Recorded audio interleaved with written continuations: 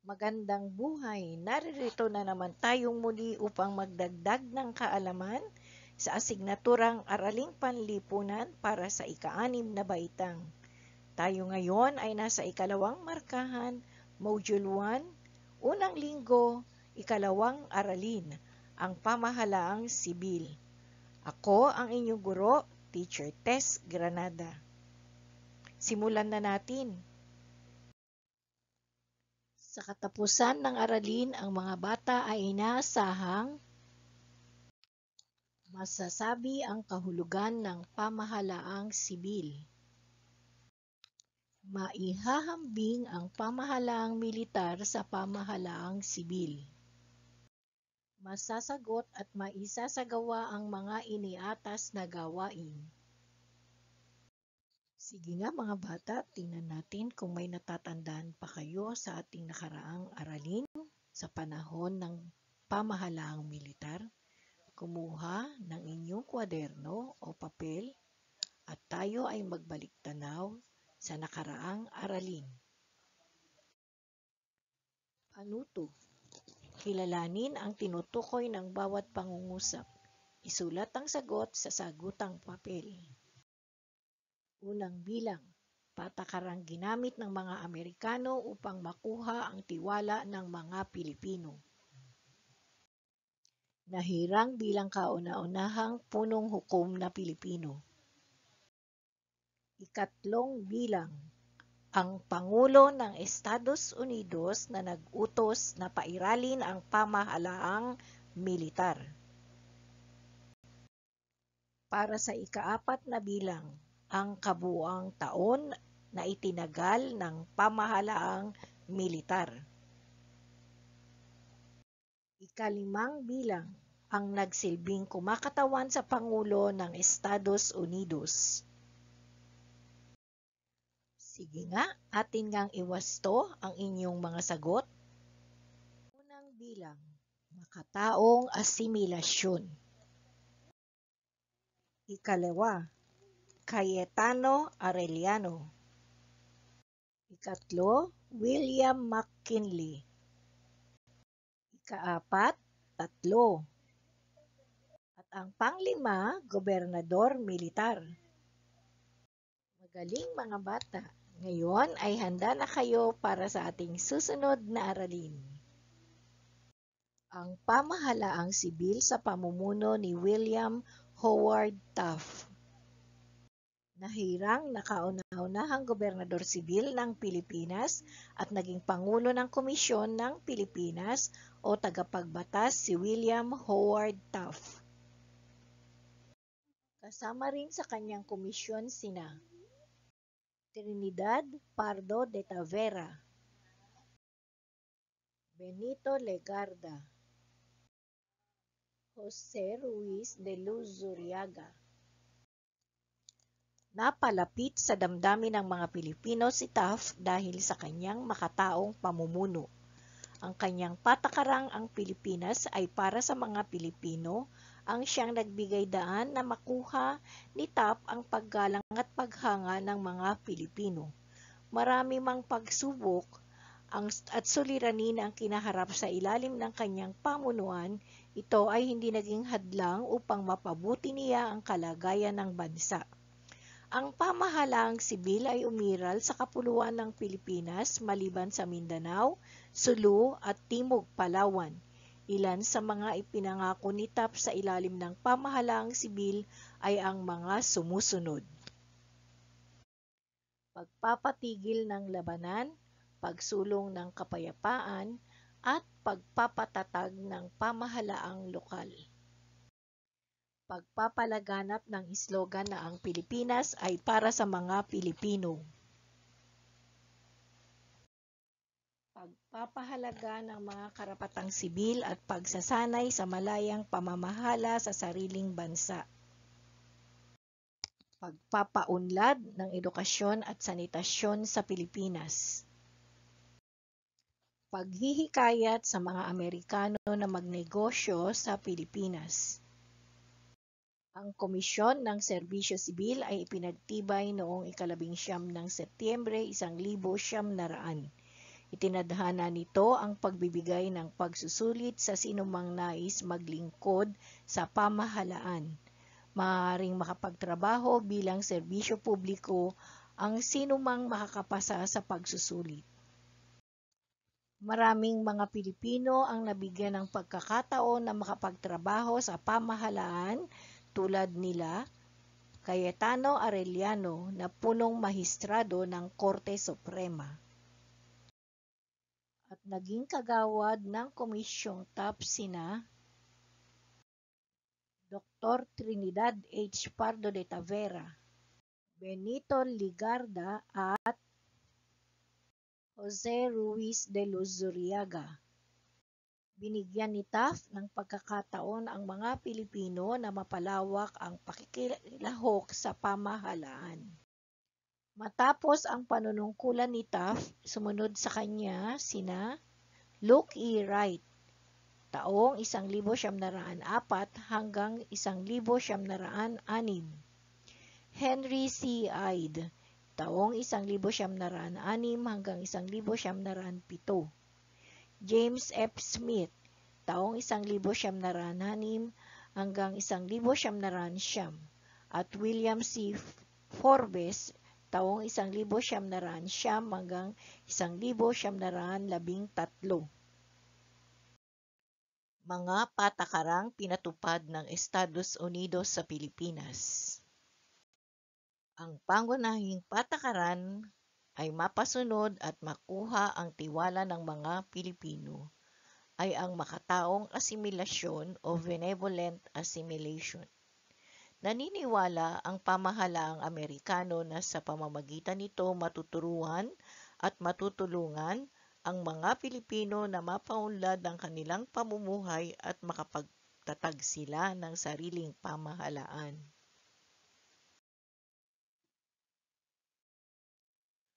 Ang mga sumusunod ay kabilang sa simulay ng patakarang benevolent assimilation. Pagpapahayag ng pagsakop sa buong kapuluan. Pagtatatag ng isang pamahalaang katulad sa Estados Unidos. Pagkilala sa mga karapatan ng mga mamamayan. Pagbabawal sa gawaing mapagsamantala sa mga Pilipino. Itinuturing na kauna-unahang opisyal na patakaran sa Pilipinas ng Estados Unidos ang benevolent assimilation. Ang mga ito ay nagsilbing patakaran din noong panahon ng pamahalaang militar. Patakaran sa politika. Nahirapan ang mga Amerikano sa pamamahala sa mga Pilipino dahil nahahati ang mga ito sa dalawang pangkat, ang pangkat maka-Amerikano at ang pangkat na laban sa Amerikano. Ang maka-Amerikanong pangkat, pangkat na handang yumakap sa pamahalaang Amerikano o tinatawag na federalista. Ang namumuno sa pangkat na ito ay si Dr. Trinidad H. Pardo de Tavera, na itatag ang Partido Federal sa Pilipinas noong ika-23 ng Disyembre 1900. Ang Partido Federal ay isa sa mga partido na nangangampanya para sa kalayaan ng bansa sa takdang panahon. Ikinakampanya ng partidong ito na gawing estado ng Estados Unidos ang Pilipinas kaysa maging kolonya nito.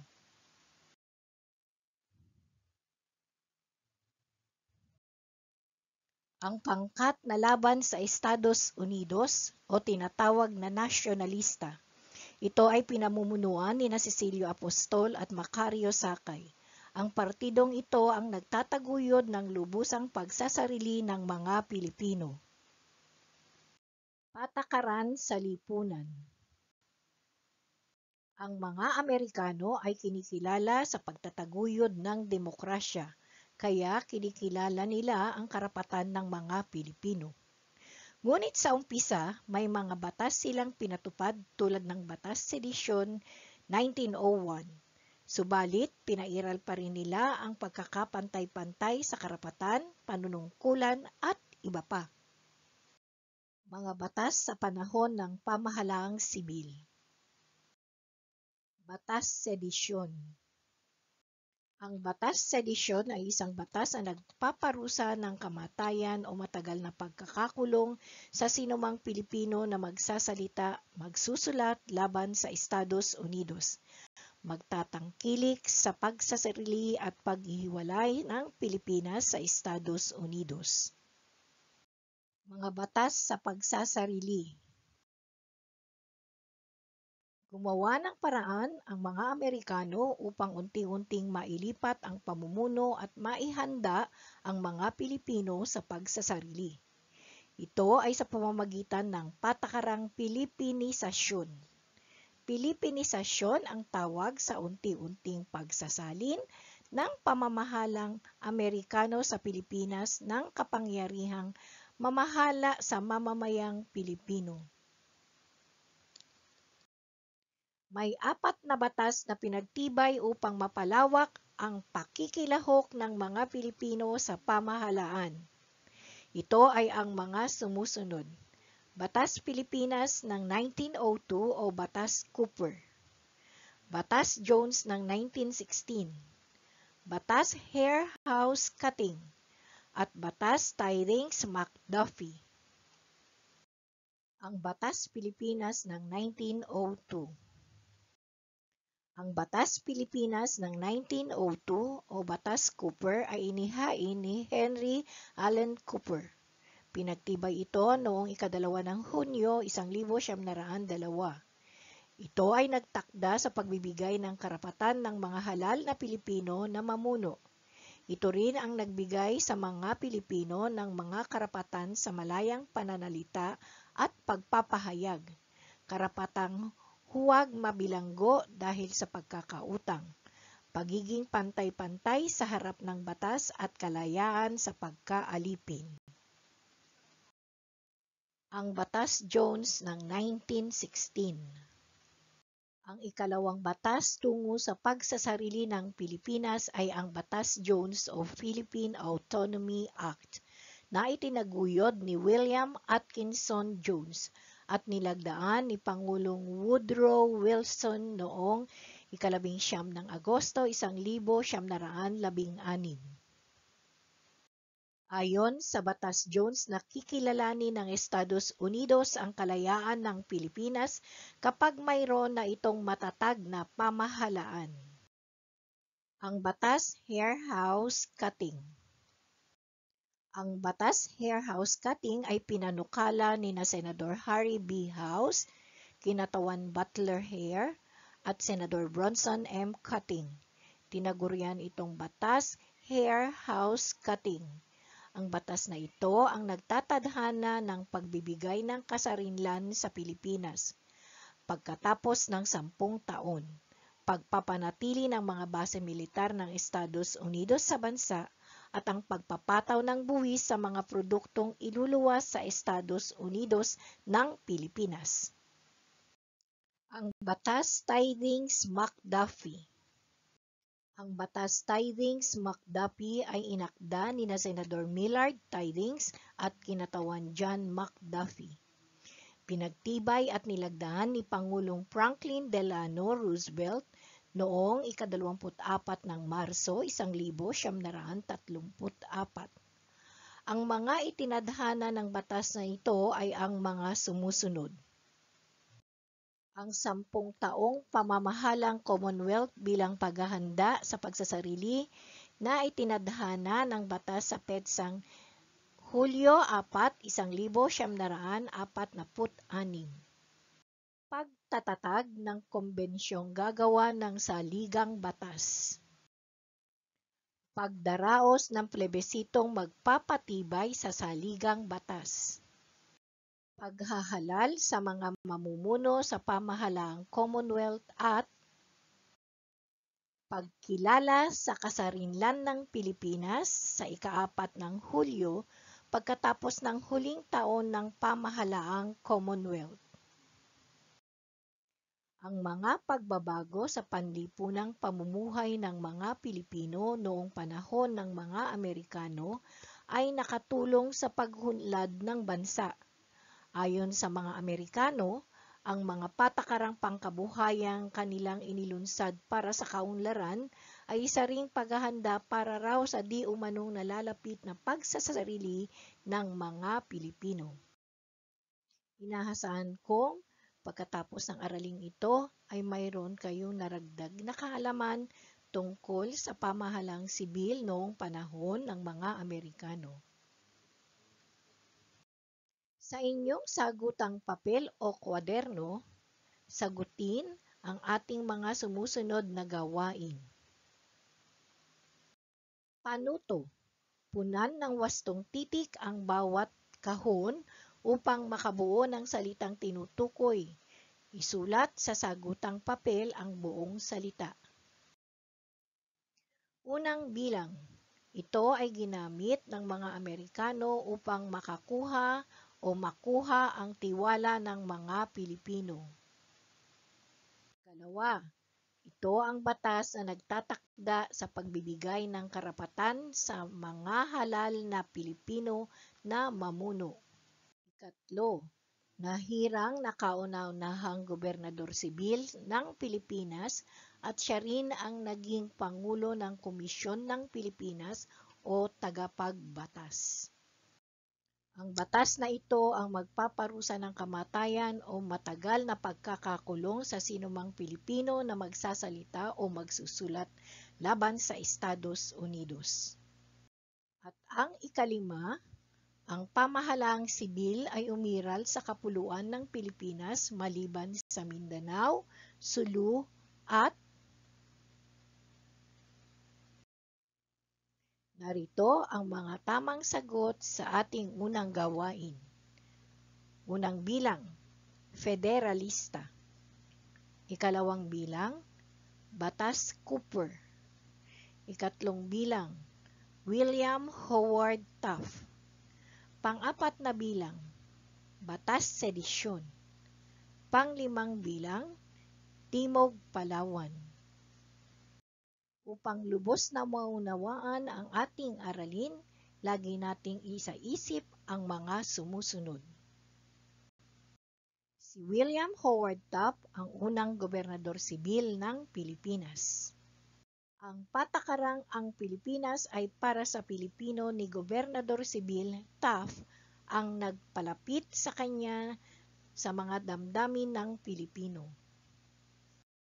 Sa ilalim ng pamumuno ni William H. Taft, sinanay ng mga Amerikano ang mga Pilipino sa pamumuno ng bansa.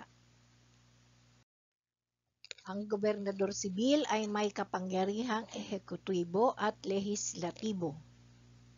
Ang Komisyong Sherman ang nagtakda ng mga hakbang upang makapagplano ang Estados Unidos ng pamamahala sa Pilipinas. Ang Komisyong Taft ang nagpatupad ng mga mungkahing hakbang ng Komisyong Sherman. Pinalitan ang pamahalaang militar ng pamahalaang sibil. Nagkaroon ng iba't ibang sangay at ahensyang pampamahalaan. Si William Howard Taft ang naging unang gobernador sibil. Para sa ating tayahin, kumuha ng 1/4 sheet o ika-4 na bahagi ng inyong papel at sagutan ang ating kasanayan. Isulat lamang ang tamang sagot. Narito ang panuto. Basahin at suriing mabuti ang mga pangungusap at piliin ang tamang sagot na tinutukoy ng bawat pangungusap. Isulat sa sagutang papel ang inyong mga sagot.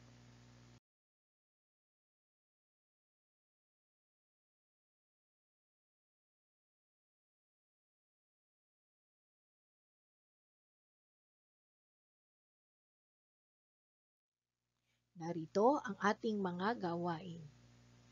Para sa pangkatang gawain, matapos mong mapanood at mapakinggan ang aralin ay siguradong handa ka na upang ipaliwanag ang kasabihang ito.